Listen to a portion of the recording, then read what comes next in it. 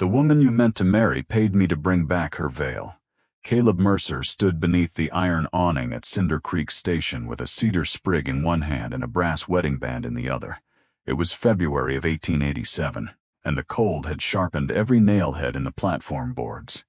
The woman facing him wore no wedding dress. She wore a dark wool riding coat polished pale at the elbows, split leather gloves, and a freight ledger strapped beneath one arm. 24 Army mules stamped and blew steam inside the stock cars behind her. A coil of faded blue rope crossed her shoulder, tied with a flat double-loop hitch Caleb could not stop looking at. Her name was Mara Devlin. She had come to deliver animals, paperwork, and one piece of news no decent person should have been forced to carry. Behind them, the locomotive gave a long metallic shriek. Caleb did not know Mara had less than 2 days before the Army receiver could cancel her contract. Mara did not know Caleb had 23 days before a clause in his father's will cut Juniper Draw Ranch away from its only year-round spring, and neither of them knew the blue hitch over her shoulder had once held Caleb's full weight above a flooded canyon. 5 winters earlier, that knot had kept him alive. Now another storm was moving over the Bitterroot country, and the stranger the town would soon call his second-choice bride was the only person at Cinder Creek who understood why moving water freezes differently from standing water. A few hours earlier, Mara had been riding in the freight car beside the mules when Lydia Harcourt found her. Lydia was the woman Caleb had spent 7 months writing to in St. Louis. Her letters spoke warmly of ranch life, but the life inside those letters had been assembled from magazine pictures, church circulars, and things lonely people tell each other when distance makes honesty feel less urgent. She had imagined a white house near a settled street. She had imagined neighbors close enough to borrow sugar. She had imagined cold as something that stayed politely outside the windows. Then, during the westbound journey, she heard 2 cattle buyers arguing over men who had lost fingers breaking trough ice. She heard a conductor explain that the nearest physician to Cinder Creek sometimes needed half a day to reach a ranch. She watched the trees thin, then disappear. She saw miles of snow-bright grass with no fence, no steeple, and no chimney smoke. By the time the train reached the transfer siding at Flint Rock, Lydia was shaking. "I cannot step off where he is waiting," she told Mara. "I will look at his face and agree to a life I am already afraid of." Mara did not comfort her with lies. "You should have decided that before he bought a ring." "I know." Lydia placed a folded veil, a sealed letter, and $6 on the bench between them. "Please take these to him." Mara pushed the money back. "I move livestock. I do not carry apologies for frightened strangers." Lydia's eyes filled, but she did not reach for the coins. He deserves to hear it from a person, not a station clerk, not a trunk left on a platform. That was the only reason Mara agreed. Bad news was still a kind of freight, and some freight should not be dropped where anyone might find it. Back at Cinder Creek, the station master became very interested in a timetable he had already memorized. 2 women from the mercantile turned toward the stove. A boy carrying coal slowed long enough to understand what had happened, then hurried away. Caleb lowered the cedar sprig. Mara held out the sealed letter and the folded veil. He took the letter, but not the veil. "Did she leave with another man?" "No." "Did she take my money?" "No." "Then I will not ask you to stand here and answer for her."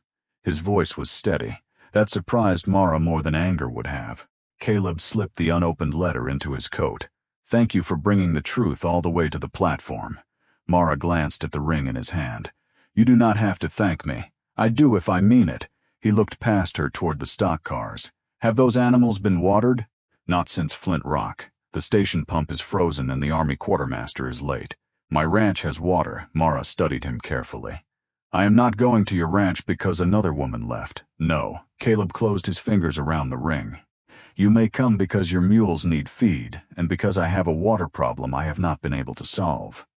At Mrs. Fenwick's boarding house, Mara ate stew while Caleb explained the part Lydia had never known. Juniper Draw covered just over 7,000 acres along the eastern shoulder of the Bitterroot Valley. Most of the range was hard grass and wind-shaped sage. The useful heart of it was a narrow western bench called Starling Ground. Starling Ground held 3 things the rest of the ranch did not: a spring that ran in every month of the year, a sheltered cattle trail through the basalt ridge, and a strip of winter forage that the wind swept clean after heavy snow. When Caleb's father died the previous autumn, his will left the ranch intact only under one condition: Before Caleb's 35th birthday, he had to be legally married and maintaining an occupied household at Juniper Draw. Caleb's birthday was March 19th, 23 days away. If he failed, Starling Ground passed to his cousin Harlan Mercer. Harlan had already signed a preliminary option with a Helena grazing syndicate. Once the spring and pass changed hands, Caleb could still own the eastern acreage. He simply could not water enough cattle to keep it. "Your father wrote a marriage into a land transfer?" Mara asked. "He believed a ranch without a family would be sold within a generation, and so he tried to force the family." "Yes." "Did you challenge it?" "Twice." Caleb's lawyer Amos Pike had found the clause cruel, outdated, and enforceable. That was why Caleb had placed an advertisement through a church paper. He had not been hunting romance. He had been trying to make a clear bargain before a deadline destroyed the work of 2 generations. Mara set down her spoon. "And now you think a livestock woman who stepped off the same train can fill the empty line on your father's paper?" "No." The answer came so quickly she looked up. Caleb leaned forward. "I spent 7 months believing letters were enough to tell me who Lydia was. I will not make the same mistake twice in one day." "Then what do you want?" 48 hours, he described the spring. Its water came from a warm seam under the basalt, but cattle had churned the source into silt. The old wooden race sat too close to the surface. Every night the northwest wind glazed it shut. The main tank stood on open ground, and the crew had split the rim with axes. The distance from the spring head to the lower lot was 68 feet. The fall was a little less than 2 feet. 2 hands had left after Christmas. The men who remained were spending the darkest hour before dawn hammering ice instead of feeding stock. Mara asked about the temperature of the spring. Caleb did not know. She asked whether the line had a low point. He did not know. She asked whether the trough drained continuously or held a dead pool. He knew that answer. It holds. Then the wind has been winning before the water reaches the cattle. He waited. Mara looked toward the window where the army mules stood dark against the station lamps. "My contract comes first. It should. The animals stay together. They get hay, salt, and a dry lot. Yes, I test before anyone cuts into the full line. Yes, you do not call this courtship. I will not. And if your inheritance disappears, you do not place 1 ounce of that loss on me." Caleb nodded. "Agreed." Mara wiped her spoon clean with a heel of bread. "Then I will look at your spring." They reached Juniper Draw before sunset. The ranch house was not grand, but it was sound. The roof had been reshingled with split cedar. The barn doors hung square. A long stone wall broke the worst of the western wind. The cattle were narrow from winter but not starved. 3 men waited in the yard. Otis Clay, the foreman, had a silver beard and the patient eyes of someone who distrusted quickly and changed his mind slowly. Benjamin Rusk was a wheelwright who could make almost anything from wood if given enough time and fewer opinions. Wade Tiller was 19, broad across the shoulders, and certain that speed could solve problems measurement had invented. Their attention went first to Mara, then to Caleb, then to the folded wedding veil tied behind Mara's saddle. No one asked. As the mules came down the ramp, a gray jenny struck the ground and pulled up hard on her right hind leg. "Rail stiffness," Wade said. "She will walk out of it." Mara caught the lead rope. The jenny tried to jerk away. Mara rested one hand against the animal's neck until the muscles stopped shivering. Then she lifted the hoof. A crescent of bent iron had worked beneath the shoe and pressed into the frog. Another mile on frozen ground could have opened the hoof deep enough to infect it. Mara clipped the metal free, cleaned the cut with boiled water, packed it with pine tar and cloth, then shaped a temporary leather pad. To hold it, she used the faded blue rope. Her hands formed 2 flat loops, crossed the standing end beneath the heel, and locked the tension without squeezing the pastern. Otis watched the knot. Caleb watched it too. Something in his face tightened, then vanished. The jenny placed weight on the hoof. 1 step. Then another. The limp softened. Wade looked down at his own boots. Mara handed him the lead. "Walk her 10 paces, slowly. If the pad shifts, we redo it." She did not wait for praise. She walked toward Starling Ground. The spring announced its trouble before she reached it. Mud spread 20 feet around the source. Hoofprints had crushed the bank until water rose brown through black soil. An open wooden channel carried the flow downhill where wind had glazed its shaded side with white ice. The stock tank sat broadside to the northwest. Axe wounds marked the rim. 1 plank had split completely and been cinched with chain. Wade followed her. "We could deepen the tank. A deeper dead pool is still a dead pool." Then build a bigger one. The wind would thank you for the extra surface. Mara knelt and lowered a tin cup into the water where it first emerged. She held it between both palms. Warmer than the air by near 40 degrees. Caleb crouched beside her. Is that enough? It is enough if you stop wasting the heat. She drove 3 willow stakes around the spring head. No hoof crosses those stakes after tonight. Otis folded his arms. You have seen the place for less than a minute. I have seen cattle standing in their own drinking water, a channel facing the wind, and a tank designed to hold still. She looked at him. The spring is not failing. The ranch is asking it to fail 3 different ways. At first light, Mara returned with Caleb and Otis. She opened narrow test holes beside the spring instead of digging into it. She used a glass dairy thermometer from her freight kit. The water rose at 46 degrees. 12 feet downhill, where it crossed the open race, it had already lost 9 degrees. She stretched a waxed cord between stakes and measured the fall, 21 inches over 68 feet. Barely enough. But enough if the route never sagged. Her plan was not elegant. It was practical, a stone thrown around the spring to stop the bank from collapsing. A 5-foot crib sunk beside the source, not over it. A baffled settling box that forced muddy water to turn twice before entering the line. Bored larch pipe, wrapped at every joint with oiled canvas and rawhide, buried a little over 4 feet where the ground allowed it. A narrow stone drinking basin tucked into the lee of the barn wall, and an overflow runnel that never let the main water stand. Otis listened, then named every weakness. Wood swells, yes. Canvas rots, eventually. Settling boxes fill, which is why the lid lifts. A fall of 21 inches leaves no room for bad work. That is why we test 8 feet before we bury 68. Caleb looked from the spring to the lower lot. Will it survive a real freeze? Mara pushed the thermometer back into its leather sleeve. The first hard freeze will tell us whether the design deserves to stay. They built the test line that afternoon. Benjamin bored the first larch section by burning a narrow core, scraping it clean, then fitting the halves around a mandrel. Otis cut flat basalt for the spring throat. Wade dug fast until his shovel broke through the side of Mara's test trench and opened a vein of loose sand. The spring clouded instantly. Wade froze. Mara did not shout. Tools down, they waited. The brown plume curled through the water, then drifted toward the lower side of the hole. Mara watched where the heaviest grains dropped. Good, she said. Wade stared at her. I ruined it. You showed us where the silt wants to go. She widened the settling pocket on that side and used the collapse to shape the first baffle. By dusk, the 8-foot line was ready.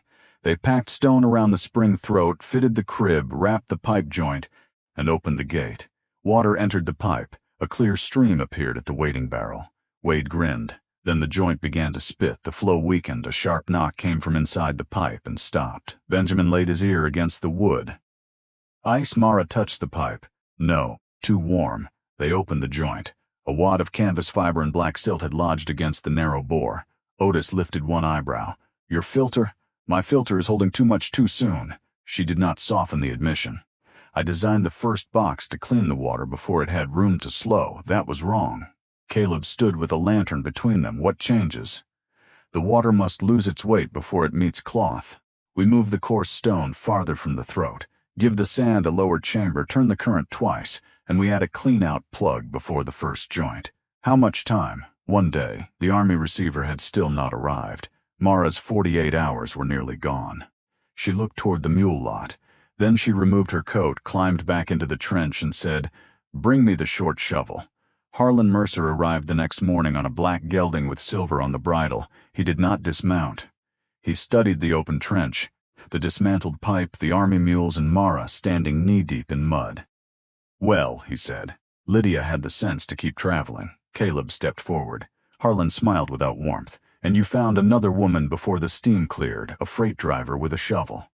That is efficient, even for you." Mara scraped mud from the blade. "When did you last clear a frozen line before sunrise?" Harlan looked at her as though the shovel had spoken. "My concern is the will. Your concern is the spring. My claim is legal. A paper can name you owner." Mara planted the shovel beside the trench. "It cannot make this water obey you." The smile left Harlan's face. He turned to Caleb. "I have filed notice with the county clerk. Any marriage entered before March 19th will be examined for fraud. The station master saw the first woman turn back. Mrs. Fenwick knows this one rented a room for a single night. Army records will show she came here to leave. Every statement was true. That made them useful. Harlan gathered his reins. When the next Arctic front seals this trench, the spring will be mine before your lawyer finishes explaining sincerity. Mara looked toward the dark line of cloud building over the western peaks. Then the cold will testify before you do. Harlan rode away. Caleb waited until he was beyond the wall. You did not have to answer him. I answered the part about the water. She climbed back into the trench. The rest is yours. By afternoon, the second test was ready. This time the spring entered a stone throat and widened into a low crib. Coarse gravel sat away from the source. Below it, a chamber 2 feet deep caught the heavy sand. 2 wooden baffles forced the water down, then up, before it reached the pipe. Benjamin fitted a clean-out plug at the first joint. Mara opened the gate. The first water ran brown, then amber, then clear. Otis held a cup beneath it and let it settle. No sand collected. Mara dropped a curl of cedar bark into the channel. It traveled in one clean line. No spin, no pause, no backward pull. Otis handed the cup to Caleb. Caleb carried it past every man waiting. He placed it in front of the gray jenny with the injured hoof. The mule drank. Mara watched him do it. She said nothing, but that night, when she counted the days remaining on her army contract, she stopped writing after the number 1. The quartermaster reached Juniper Draw the following morning with 2 soldiers and a stack of forms. He inspected teeth, legs, brands, feed records, and hooves. The gray jenny passed. All 24 animals passed. Mara signed the final ledger and received the balance of her contract. For the first time since Cinder Creek, nothing required her to remain. A mail rider arrived near noon carrying a letter from Idaho Territory. It was from Mara's older brother, Daniel. A breeder outside Boise had offered her a permanent position managing 60 broodmares and every foaling record on the place. The work paid well. The owner wanted competence, not obedience. The house came with a room of her own. Daniel and his family lived less than 12 miles away. The position would remain open until March 15th. Mara read the letter twice on the porch. Caleb crossed the yard, saw the Idaho postmark, and kept walking. He did not ask who had written. He did not ask whether she would leave. That evening Mara wrote Daniel a reply. She told him the army contract was complete. She told him Juniper Draw's water line still existed only in pieces. She told him the western sky had the color of forged iron, and every animal on the ranch had turned its tail toward it. She did not write that Caleb had warmed her gloves by the stove before dawn. She did not write that he had left the best chair near the kitchen lamp without claiming it. She ended with one line: a safe road can still lead away from work that matters. She folded the letter, but did not seal it. The full line took 3 days. Benjamin bored and fitted the larch sections. Otis laid flat stone beneath every joint. Wade measured each support twice before touching the backfill. Caleb dug beside them until his palms opened beneath his gloves. The pipe descended from the settling box in one continuous pitch. At least that was what the cord said. They opened the gate at sunset. Water crossed the baffles, entered the pipe, and reached the stone basin beside the barn. It flowed for 7 minutes, then it stopped. Wade looked toward the paling sky, frozen. Mara pressed her palm to the ground above the line. No. They uncovered the pipe one section at a time. Near the center, the third joint had settled less than the width of 2 fingers. That tiny belly held a pocket of air above a ribbon of silt. The total fall was still correct. The line was still blocked. Otis crouched beside the sag. A good slope on paper. Mara nodded. A bad line in the ground. She had insisted on measuring before burial. She had not insisted on measuring after the soil was packed. The failure belonged to her too. They lifted the section, reset the stones, and restored the pitch. Benjamin bored a thumb-sized vent near the highest point and fitted it with a tapered plug. When Mara loosened it, trapped air escaped with a hard hiss. A moment later, water struck the basin again. This time it did not stop. Otis held out a second wooden plug. Where does the next inspection point go? It was the first question he asked her, as if she already belonged inside the answer. The drinking basin was built narrow and deep along the south side of the barn wall. 3 sides were banked with stone, sod, and dry manure packed for insulation. The open side faced winter sun. Half the surface remained visible so nervous cattle could see water before crowding toward it. The overflow ran through a stone lip into a shallow channel across the lower meadow. Nothing pooled near the animal's feet. Nothing returned to the springhead. Mara built a windscreen from willow, rawhide, and 2 old wagon bows. Instead of spacing the branches wide, She wove them close at the bottom and loose near the top where damp air could escape. At the final brace she used a faded blue rope, 2 flat loops, a cross-standing end, a lock that tightened under pressure without crushing what it held. Caleb stopped driving the anchor stake. "Where did you learn that hitch?" "My mother." Mara pulled the rope snug. "She called it a bridge hitch, said a line should carry weight without pretending the weight is not there." Caleb's hand remained on the hammer. For a moment, the ranch yard disappeared from his face. Then Wade called from the basin, and the moment passed. By dusk, 112 cattle had watered without stepping on the springhead. The water in the settling box remained clear. The line ran through darkness. At midnight, it was still running. At dawn, a skin of ice marked the basin's far edge, but the overflow kept breaking it. That should have been enough to call the design finished. It was not enough for Mara. The real cold has not arrived. Caleb looked west. No. The clouds over the Bitterroots had lowered until the mountains were gone. The county notice arrived the same afternoon. Harlan had asked Judge Silas Vane for an injunction preventing the clerk from recognizing any last-minute marriage as fulfillment of the will. The hearing was set for March 17th, 2 days before Caleb's birthday. Amos Pike rode out with the papers. "He has built a strong argument from clean facts," the lawyer said.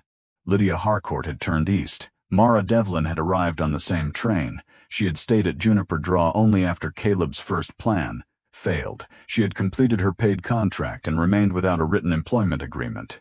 To Harlan, every fact made the same shape. Mara read the petition beside the stove.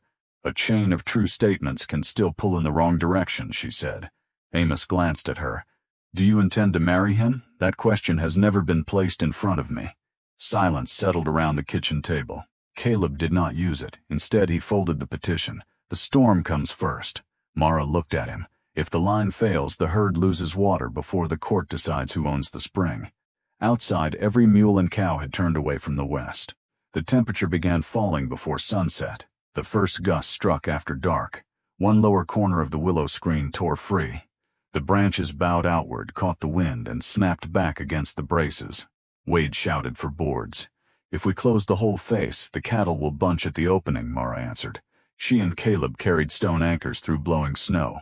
Benjamin cut new lashings. Otis packed sod along the lower edge. The windscreen had failed because Mara left too much space near the ground.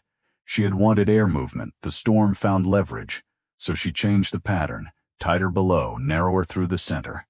One breathing gap under the upper brace. Caleb pulled the blue rope around the final anchor while Mara formed the bridge hitch. The loops flattened, the crossed end locked. Lightning from the snow clouds flashed beyond the ridge, white and silent. Caleb stared at the knot. This time the memory did not leave. "Come inside," he said. "The screen. Wade can hold it for 5 minutes." Something in his voice made her follow. Inside the ranch house, Caleb went to a cedar chest at the foot of his father's bed. Beneath tax ledgers, a broken watch, and an oilskin packet of land deeds, he found a length of rope no longer than his forearm. It had once been blue. Age had faded it to gray except where the strands crossed beneath a double loop. He placed it on the kitchen table. Mara stopped breathing. 5 years earlier, Caleb had been riding through Bellwether Canyon after 3 days of rain in the high country. The creek looked low when he entered. The flood arrived while his horse was halfway across. Water struck from upstream, rolled the horse, and drove Caleb into a stand of alder roots. His left boot caught beneath a branch. The current pressed him flat until every breath came with mud. A young woman appeared on the bank leading 2 frightened horses. She did not throw the rope straight to him. She wrapped it around a pine, tied a flat double loop, and ran the line low to her saddle horn. Then she moved her horse downstream, letting the current swing Caleb out of the roots instead of tearing him against them. He remembered blue rope, a dark braid soaked against a woman's coat. Hands that shook only after the danger passed. She built a fire under a rock shelf, cut his boot free, and stayed until his lips stopped turning blue. Before dawn, she left to search for 3 pack animals scattered by the flood. Caleb never saw her face clearly. He cut the knotted section from the pine after he recovered. For almost a year, he asked at stage stops, ranches, and freight camps about a woman who tied rope that way. No one knew her name. Mara touched the old knot. "I thought you had died." Her voice was barely audible. Caleb looked at her. "You remember? You kept trying to reach your horse." He was choking. "You were half drowned, And you apologize because my other animals were loose. A small, disbelieving laugh escaped her. I could not decide whether you were honorable or foolish. Did you ever decide not that night? The wind struck the house again. Caleb did not reach for her. He did not mention the will. He did not call the rescue fate. That canyon gives me no claim on you, he said. Neither does this ranch. Mara's hand remained on the rope. Caleb took a slow breath. But I need to know one thing before the court, before the deadline, before any question I might ask. He looked directly at her. If Juniper Draw were gone in the morning, if Harlan owned the spring, if the cattle were sold, if all I had left was the coat I wore at Cinder Creek, would you choose any life that still included me? Mara listened to the storm move through the walls. I knew something about that man before I knew his name. She looked down at the old hitch. In the canyon you were drowning and still tried to save your horse. At the station a woman had humiliated you in front of half the town, and you thanked the person who carried the truth. She raised her eyes. The ranch did not make those things. It only gave me time to see they were still true. Caleb's shoulders lowered. Mara continued. I will stay through the storm. I will stand beside you at the hearing, and when the sky is clear and no animal is in danger, you may ask whatever question remains. Not before. Caleb nodded. Not before. He took the warmed gloves from the hearthstone and placed them in her open hands. They went back outside. The true norther arrived an hour before dawn. The temperature fell 37 degrees by breakfast. Snow drove sideways through the yard. The old stock tank froze from rim to center. A water barrel beside the forge sealed beneath 2 inches of ice. Harness buckles burned bare fingers. The road vanished. The willow screen bowed. The new lashings held. The lower weave stayed pinned against the stone anchors. Damp air escaped through the upper gap. Beneath the half cover, water moved through the narrow basin. A crescent of ice formed along one side. The overflow cracked it, again and again.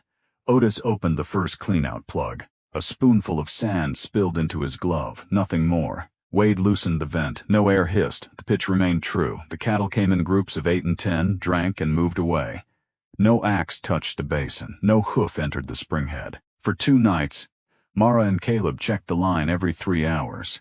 They reset one sod block, cleared wind-blown straw from the overflow, and tightened a rawhide wrap where the cold had shrunk the wood.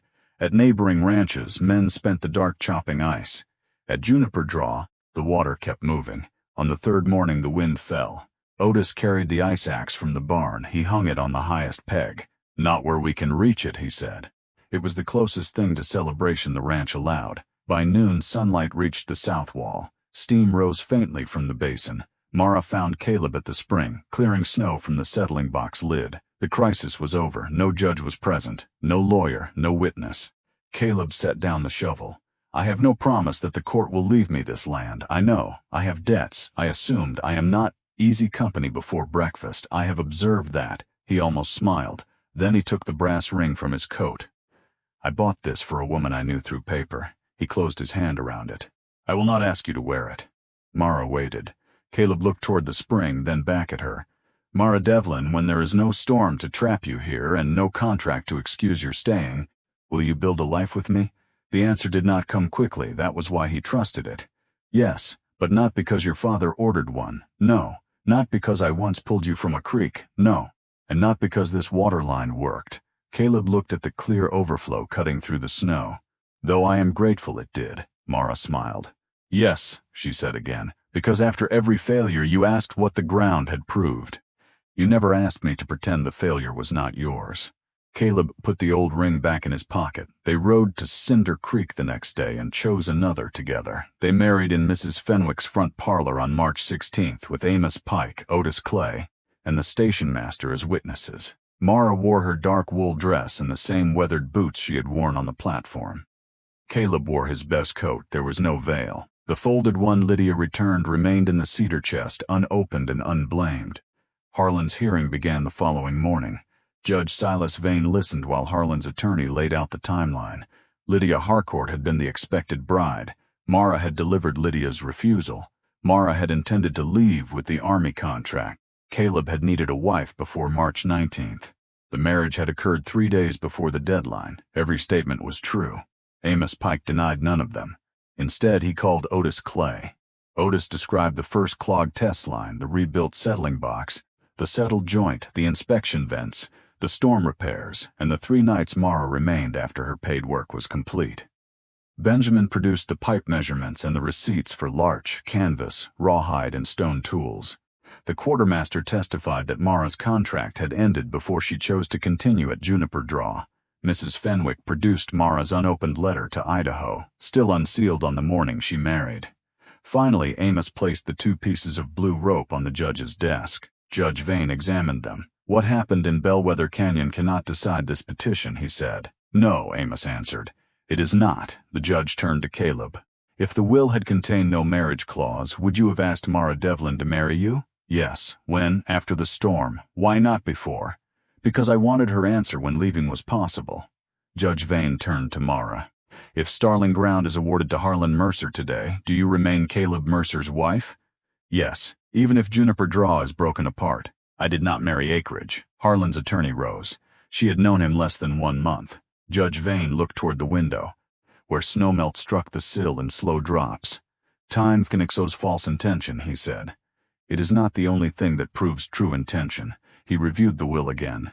Then he looked at Harlan. "You asked this court to treat a deadline as the whole meaning of a household. The document requires marriage and an occupied domestic life. It does not require a courtship of a certain length, a bride from a certain train, or a union convenient to your expectations." He dismissed the injunction. Harlan's option on Starling Ground collapsed before sunset. Caleb did not celebrate in town. Mara did not keep the returned veil. They rode home while thaw water ran in the wagon ruts. By the end of March, the line had carried water for 51 straight days without an axe striking the new basin. 112 cattle drank from it through the hardest cold of the season. The springhead stayed fenced. The settling box collected silt where hands could remove it, and the overflow began greening a strip of lower meadow that had been dry for years. On the first clear morning after the hearing, Caleb and Mara walked to Starling Ground with 2 shovels. The court papers were folded inside the house. The marriage certificate rested in Amos Pike's ledger. Neither document could clear a settling box. Mara lifted the stone lid. Caleb scooped out a thin layer of sand. Water passed beneath their hands and entered the buried line without slowing. The 2 pieces of blue rope hung in the barn beside halters, hammers, and hoof knives. No glass case protected them. They were not relics. They were reminders that a line proves itself only when weight reaches it. Harlan had tried to make a household from dates, signatures, and suspicion. Caleb's father had tried to create one with a clause, but paper could only name the place. The work had already proved who belonged there.